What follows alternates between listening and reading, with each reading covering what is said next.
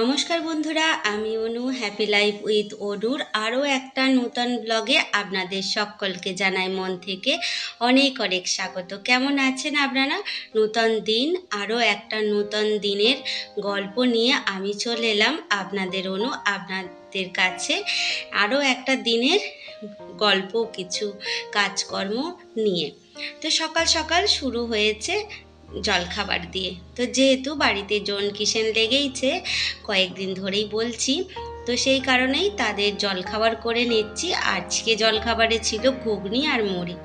তো যাই হোক, ঘুগনির মধ্যে আলুটা একটুখানি বেশি দেখলে কি হবে, আসলে কড়াইটা একটুখানি অল্প ভেজাতে দিয়ে ফেলেছিলাম, মানে ভুলটা আমারই হয়ে গেছিল। আর পরবর্তীকালে দেখলাম যে এতে কুলোবে না, জন আরও এসেছে, তো একটু বেশি করে আলু দিয়ে দিলাম। আসলে আমরা মেয়েরা এরকমই, গৃহিণীরা এরকমই, অল্পের মধ্যে ঠিক অ্যাডজাস্ট করে চালিয়ে নেওয়ার ক্ষমতাটাই আমাদের আছে বলে আমরা একদম সফল গৃহিণী। আসলে গৃহিণী হতে গেলে সত্যি একটু বুদ্ধি যোগ্যতার তো প্রয়োজন আছেই। আমার মনে হয় যে আমার মতনই সকল গৃহিণীরাই চায় ঠিক মতো ম্যানেজ করে নিতে, কোনো কিছু কারোর না কম পড়ে, যেটুখানি আছে সেইটুখানির মধ্যেই সংসারটা চালিয়ে নেওয়ার দক্ষতাই হলো সফল গৃহিণী। আর এই যে দোপাটি গাছের অনেকগুলো চারা বেরিয়েছে, সেগুলো আপনাদেরকে দেখিয়ে দিলাম। কয়েকদিন আগে বীজ বপন করেছিলাম, সেটাও দেখিয়েছিলাম, আর বেশ কয়েকটা চারাও ফুটেছে।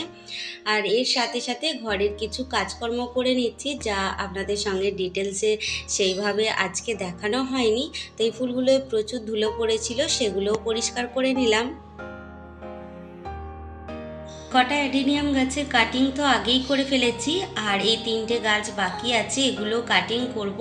আর বেশ ফুল এসে গেছে, যেহেতু গ্রীষ্মকাল চলে এসেছে। আর ফুল এসে গেলেও গাছটা একটু কাটিং করে নিলে গাছের গ্রোথটা ভালো হবে, সেই কারণেই আমি কাটিং করে নেব। আর কিছু ফুল ফুটেছিল, ভাবলাম এগুলো ঈশ্বরের পায়ে দিই, তাহলে দেখতেও ভালো লাগবে। আর গাছে ফুল ফোটা মানেই সেটা ঈশ্বরেরই দান, আর ঈশ্বরকে অর্পণ করা, এটা হলো আমার সৌভাগ্য। তো যাই হোক, আমার সংসারের সমস্ত কাজকর্ম মোটামুটি শেষ হয়ে গেছে।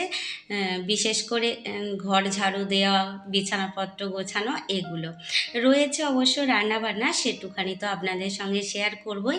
আর ভিডিওর এই পর্যায়ে এসে বলি, ভিডিওটা যদি কোনো অংশে ভালো লেগে থাকে তাহলে প্লিজ চ্যানেলটা সাবস্ক্রাইব করে আমার পাশে থাকবেন, আর একটা মিষ্টি কমেন্ট অবশ্যই করবেন।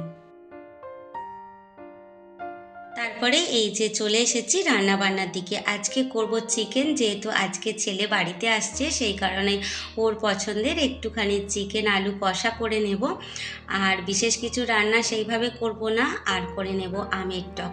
এই দুটোই ছিল আজকে মধ্যবিত্তের লাঞ্চ মেনু। তো সেইভাবে রান্নাটা ডিটেলসে শেয়ার করলাম না, যেহেতু কুকিং চ্যানেল নয় আমার, তবুও আমার প্রতিদিনের নিয়ত যেভাবে রান্নাগুলো করে থাকি তার অল্প বিস্তর আপনাদের সঙ্গে শেয়ার করে থাকি।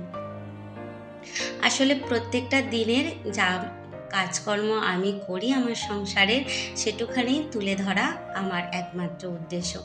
চিকেনগুলোতে একটু দই, লবণ আর হলুদ, একটু সরিষার তেল মাখিয়ে রেখে দিয়েছিলাম বেশ কয়েকক্ষণ। তারপরে এই যে পেঁয়াজ আদা রসুন যেমনভাবে কষায় সেইভাবে কষিয়ে চিকেনটা তুলে দিলাম।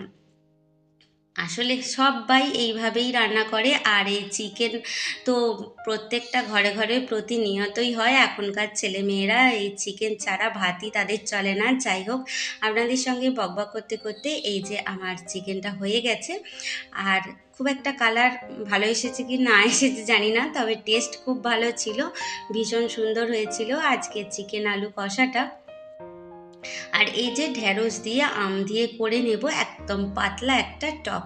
গ্রীষ্মকালে এই ধরনের টক খেতে ভীষণ ভালো লাগে, আর যেহেতু নরম কচি ঢ্যাঁড়স, সেটা খেতে আরোই ভালো লাগে। আর প্রতিটা গৃহিণী প্রতিটা সংসার থেকেই কিছু কিছু টাকা জমিয়ে তাদের পছন্দের জিনিসপত্রগুলো করতে পারে বা শখ পূরণ করতে পারে। সেটা আহামরি অনেক কিছু ইনকাম না করলেও চলে, সংসার থেকেই টাকা বাঁচিয়ে অনেক কিছু করা যায়।